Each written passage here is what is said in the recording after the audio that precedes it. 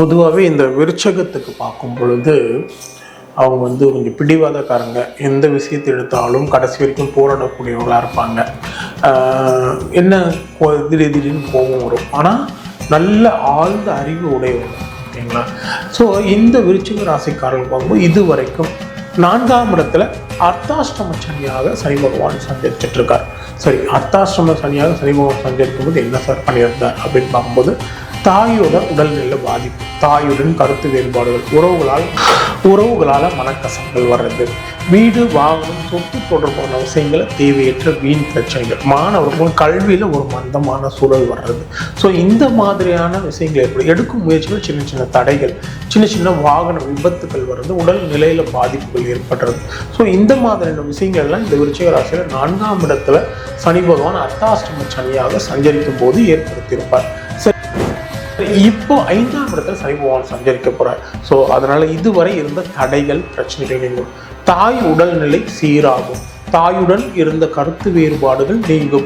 உறவுகளால் இருந்த மனக்கசப்புகள் நீங்கி ஒரு நல்ல மாற்றம் ஏற்படும். இதே நேரத்தில் மாணவர்களுக்கு கல்வியில இருந்த தடைகள் எல்லாம் நீங்கும். உடல் ஆரோக்கியம் மேம்படும்.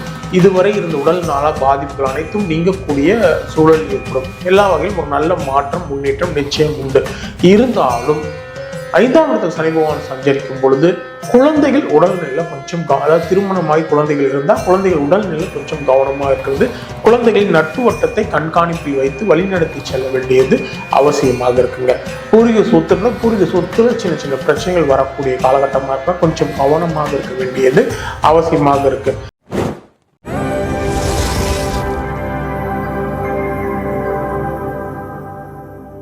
சார், இப்போ வரக்கூடிய சனி பயிற்சி விருச்சகத்துக்கு ப்ளஸ் என்ன மைனஸ் என்ன சார்? பொதுவாகவே இந்த விருச்சகத்துக்கு பார்க்கும் பொழுது அவங்க கொஞ்சம் பிடிவாதக்காரங்க. எந்த விஷயத்தை எடுத்தாலும் கடைசி வரைக்கும் போராடக்கூடியவங்களாக இருப்பாங்க. என்ன திடீர்னு கோபம் வரும், ஆனால் நல்ல ஆழ்ந்த அறிவு உடையவங்க. ஓகேங்களா? ஸோ இந்த விருச்சிக ராசிக்காரர்கள் பார்க்கும்போது இது வரைக்கும் 4ஆம் இடத்துல அர்த்தாஷ்டம சனியாக சனி பகவான் சஞ்சரிச்சுட்டு இருக்கார். சரி, அர்த்தாஷ்டம சனியாக சனி பகவான் சஞ்சரிக்கும் போது என்ன சார் பண்ணியிருந்தார் அப்படின்னு பார்க்கும்போது, தாயோட உடல்நிலை பாதிப்பு, தாயுடன் கருத்து வேறுபாடுகள், உறவுகளால் மனக்கசப்புகள் வர்றது, வீடு வாகனம் சொத்து தொடர்பான விஷயங்களை தேவையற்ற வீண் பிரச்சனைகள், மாணவர்கள் கல்வியில் ஒரு மந்தமான சூழல் வர்றது. ஸோ இந்த மாதிரியான விஷயங்கள் ஏற்படும். எடுக்கும் முயற்சிகள் சின்ன சின்ன தடைகள், சின்ன சின்ன வாகன விபத்துகள் வர்றது, உடல் நிலையில பாதிப்புகள் ஏற்படுறது. ஸோ இந்த மாதிரியான விஷயங்கள் எல்லாம் இந்த விருச்சிக ராசியில 4ஆம் இடத்துல சனி பகவான் அர்த்தாஷ்டம சனியாக சஞ்சரிக்கும் போது ஏற்படுத்தியிருப்பார். சரி, இப்போ 5ஆம் இடத்துல சனி பகவான் சஞ்சரிக்க போறார். ஸோ அதனால இதுவரை இருந்த தடைகள், பிரச்சனைகள் நீங்கும். தாய் உடல்நிலை சீராகும். தாயுடன் இருந்த கருத்து வேறுபாடுகள் நீங்கும். உறவுகளால் இருந்த மனக்கசப்புகள் நீங்கி ஒரு நல்ல மாற்றம் ஏற்படும். அதே நேரத்தில் மாணவர்களுக்கு கல்வியில இருந்த தடைகள் எல்லாம் நீங்கும். உடல் ஆரோக்கியம் மேம்படும். இதுவரை இருந்த உடல் நல பாதிப்புகள் அனைத்தும் நீங்கக்கூடிய சூழல் ஏற்படும். எல்லா வகையிலும் ஒரு நல்ல மாற்றம், முன்னேற்றம் நிச்சயம் உண்டு. இருந்தாலும் 5ஆம் இடத்தில் சனி பகவான் சஞ்சரிக்கும் பொழுது குழந்தைகள் உடல்நிலை கொஞ்சம், அதாவது திருமணமாகி குழந்தைகள் இருந்தால் குழந்தைகள் உடல்நிலை கொஞ்சம் கவனமாக இருக்கிறது. குழந்தைகளின் நட்பு வட்டத்தை கண்காணிப்பில் வைத்து வழிநடத்தி செல்ல வேண்டியது அவசியமாக இருக்குங்க. பூர்வீக சொத்துல சின்ன சின்ன பிரச்சனைகள் வரக்கூடிய காலகட்டமாக இருந்தால் கொஞ்சம் கவனமாக இருக்க வேண்டியது அவசியமாக இருக்கு. அதே நேரத்தில் இந்த திருமணம் குழந்தை பாக்கியத்துக்கு முயற்சி பண்றவங்க கொஞ்சம் உடல் ஆரோக்கியத்துல கவனமா இருக்க வேண்டியது அவசியமாக இருக்குங்க. யாரும் காதல் விஷயங்கள்லாம் இருந்துச்சுன்னா அந்த விஷயத்தில் பிரச்சனை வர வாய்ப்பு இருக்கிறதுனால காதல் விஷயங்களை கொஞ்சம் கவனமாக அணுக வேண்டியதாக இருக்கும். ஷேர் மார்க்கெட்டில் இன்வெஸ்ட் பண்ணுறவங்க அந்த மாதிரியான ஆட்களாக இருந்தால் ஷேர் மார்க்கெட்டில் இழப்புகள் வர வாய்ப்பு இருக்கிறது. இந்த காலகட்டத்தில் கொஞ்சம் கவனமாக இருக்க வேண்டியது அவசியமாக இருக்குது. இந்த காலத்தில் எதிலும் பொறுமை, நிதானம், விழிப்புணர்வோடு செயல்படணும். எந்த விஷயத்தையும் நாசுக்காக கையாளணும். அவசர முடிவுகளை தவிர்க்கணும். விடாமுயற்சி இங்கே பெரிய வெற்றிகளை எல்லாம் ஏற்படுத்தி கொடுக்கக்கூடிய நிலை இந்த விருச்சிக ராசிக்குமே. எதிலுமே கவலைப்பட வேண்டாம். ஆனால் செய்யற வேலையை சரியா செஞ்சா மிகப்பெரிய நன்மைகள், வெற்றிகள்லாம் உங்களுக்கு காத்துட்டு இருக்கு. வியாபாரிகளுக்கு அப்படின்னு வியாபாரத்தில் ஒரு நல்ல மாற்றம், முன்னேற்றம் உண்டு. எடுக்கும் முயற்சிகள்ல வெற்றிகள்லாம் கிடைக்கும். புதிய வியாபார முயற்சிகள் கை கூடக்கூடிய சூழல் ஏற்படும். உத்தியோகத்தில் இருக்கிறவங்களுக்கு உயரதிகாரிகள், சக ஊழியர்களை சின்ன சின்ன நெருடர்கள் இருந்தாலும் அதையும் மாற்றி நல்ல வகையில எல்லா வகையிலும் நல்ல மாற்றங்கள், முன்னேற்றங்கள் ஏற்படக்கூடிய சூழல் ஏற்படும். மாணவர்களுக்கு கொஞ்சம் கல்வியில தேவையற்ற விஷயங்கள் தவிர்க்கணும். இந்த காதல் போன்ற விஷயங்களை தவிர்த்து கல்வியில அதிக கவனம் செலுத்தினா மிகப்பெரிய நன்மைகள் அவங்களுக்கு கொண்டு விளையாட்டுத்துறையில் நமக்கு பெரிய சாதிக்கக்கூடிய சூழலாம் ஏற்படக்கூடிய நிலை இருக்கு. கலைத்துறையினருக்கு அப்படின்னு பார்க்கும்போது கலைத்துறையில் ஒரு நல்ல மாற்றம் முன்னேற்றம் உண்டு. புதிய முயற்சிகள்லாம் வெற்றி பெறும். அதே புதிய வாய்ப்புகள்லாம் தேடி வரக்கூடிய சூழல் ஏற்படும். அரசியல்வாதிகளுக்கு அப்படின்னு பார்க்கும்போது அரசியல் இருக்கிறவங்க தலைமையோட நெருக்கமும் தலைமை உங்களுக்கு சாதகமாக செயல்படுவாங்க. இருந்தாலும் மக்களை தொடர்பு கொள்ளும் போது கொஞ்சம் கவனமாக இருக்க வேண்டியது அவசியமா இருக்குங்க. சார், இப்ப பாத்தீங்கன்னா மார்ச் 2025 திருக்கணி ரீதியா வந்து சனிப்பயிற்சி வந்து தொடங்கியிருக்கு அப்படின்ற மாதிரி. இப்போ 2026லயே வந்து சனிப்பயிற்சி அப்படின்ற மாதிரி தொடங்கியிருக்கு. அது என்ன சார் அர்த்தம்? இதுக்கு அதுக்கு என்ன வேறுபாடு? பொதுவாகவே பார்த்தோம்னா சனிப்பயிற்சி அப்படின்றது வந்து 2.5 வருஷத்துக்கு ஒரு முறை தான் நடக்கும். சனி பகவான் வந்து ஒரு ராசியிலிருந்து இன்னொரு ராசி கடக்கிறதுக்கு எடுத்துக்கொள்ளக்கூடிய காலகட்டம் அப்படின்னு பார்த்தீங்கன்னா 2.5 வருஷம். ஏன் அப்படின்னா அவர் வந்து பூமியிலிருந்து மிக தொலைவில் கிரகம் இருக்கிறதுனால ஒரு ராசியும் கடக்கிறதுக்கு எடுத்துக்கூடிய காலகட்டம் இருக்கு. அதனால தான் அவர் நம்ம மந்தன் அந்த மாதிரிலாம் சொல்றோம். மந்தன்னா நிதானமானவர் அப்படின்ற மாதிரி. இப்போ பார்த்தோம்னா ஒரு ரீசெண்டா ஒரு சில நேரங்கள் இப்போ மட்டும் இதுக்கு முன்னாடி வந்து இந்த கொரோனா காலத்துல சனி பயிற்சியில கொஞ்சம் டிலே வந்தது. எப்படின்னா பஞ்சாங்க ரீதியா 2 வகையான சனி பயிற்சி இருக்குங்க. ஒன்று வாக்கிய பஞ்சாங்கம், இன்னொன்று திருக்கணித பஞ்சாங்கம். வாக்கிய பஞ்சாங்கம் அப்படின்றது என்னன்னா அந்த காலத்துல ரிஷிகள் முனிவர்கள் அவங்க வந்து வாக்கியத்துல பாடல்களா, இப்போ கிரகநிலை வந்து இந்த வருடத்துல கிரகநிலை இந்த மாதிரி இருக்குன்ட்டு ஒரு பாடல்களா ஒரு கணிதத்தை எழுதி வச்சாங்க. அதை பேஸ் பண்ணி வர்றது வந்து வாக்கிய பஞ்சாங்கம். அதை வந்து கோவில்களில் பாரம்பரியமாக பயன்படுத்திட்டு வர்றதுனால அது கோவிலில் இப்போ திருநள்ளாறில் நடக்கிற சனிப்பெயர்ச்சி எல்லாமே மற்ற கோயில்களில் திருக்கொள்ளிக்காடு இதெல்லாமே சனிப்பெயர்ச்சி நடத்துனாங்கன்னா அவங்க பஞ்சாங்கப்படி வாக்கிய பஞ்சாங்கப்படியான சனிப்பெயர்ச்சியை தான் அவங்க எடுத்துக்குவாங்க. திருக்கணிதம் அப்படின்னா என்னன்னா அதாவது வந்து சயின்டிஃபிக்கா, அதாவது வந்து அந்த காலத்துல கோள்களை வந்து இந்த மாதிரிலாம் இருக்குன்னு சொல்லிட்டு ஒரு கணித முறையை கொண்டு வந்தாங்க. அதுக்கப்புறம் கண்களால் பார்த்து, ஓகேவா, கண்களால் ஒரு டெலஸ்கோப் இந்த மாதிரி சயின்டிஃபிக்காக அனலைஸ் பண்ணி அதுக்கப்புறம் ஒவ்வொரு கிரக நிலையும் எந்தெந்த இடத்துல இருக்குது அப்படின்ற மாதிரி ஒரு கால்குலேஷனை கொண்டு வந்து அதன் மூலம் கொண்டு வந்தது தான் திருக்கணிதம்.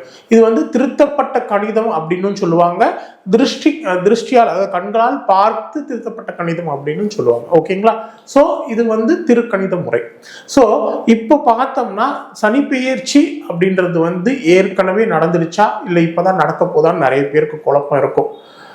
நீங்க கோவில்ல இந்த பஞ்சாங்கத்தை பயன்படுத்தினாலும் நம்ம பலன்கள் வச்சு பார்க்கும் பொழுது திருக்கணிதம் படியான பலன்கள் வந்து ரொம்ப துல்லியமா இருக்கும்.